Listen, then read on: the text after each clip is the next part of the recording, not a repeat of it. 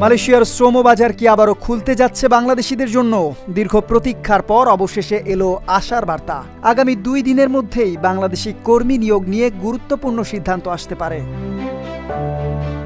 মালয়েশিয়ার মানব সম্পদ মন্ত্রী দাতুক সেরি আর রামানন জানিয়েছেন, বাংলাদেশের প্রবাসী কল্যাণ ও বৈদেশিক কর্মসংস্থান মন্ত্রী এবং প্রধানমন্ত্রীর বিশেষ উপদেষ্টার সঙ্গে উচ্চ পর্যায়ের বৈঠক ইতিবাচক হয়েছে। সেখানে কর্মী নিয়োগের সময়সীমা, কার্যপ্রণালী এবং বর্তমানে চালু থাকা স্ট্যান্ডার্ড অপারেটিং প্রসিডিওর বা এসওপি নিয়ে বিস্তারিত আলোচনা হয়েছে।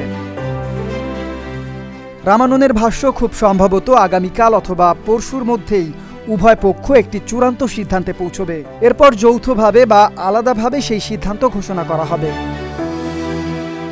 2 দেশের বিদ্যমান সমঝোতা স্মারক বছরের শেষ পর্যন্ত কার্যকর থাকলেও এখনই সেটি পুনর্বিবেচনা নয়, বরং শ্রমবাজারের তাৎক্ষণিক চাহিদা পূরণেই গুরুত্ব দিচ্ছে 2 সরকার।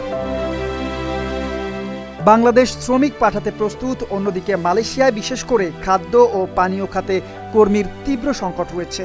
রেস্তোরাঁ খাতে শ্রমিকের চাহিদাও অনেক বেশি।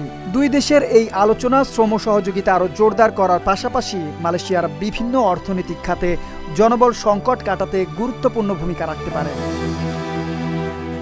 Desk report, Dhaka post.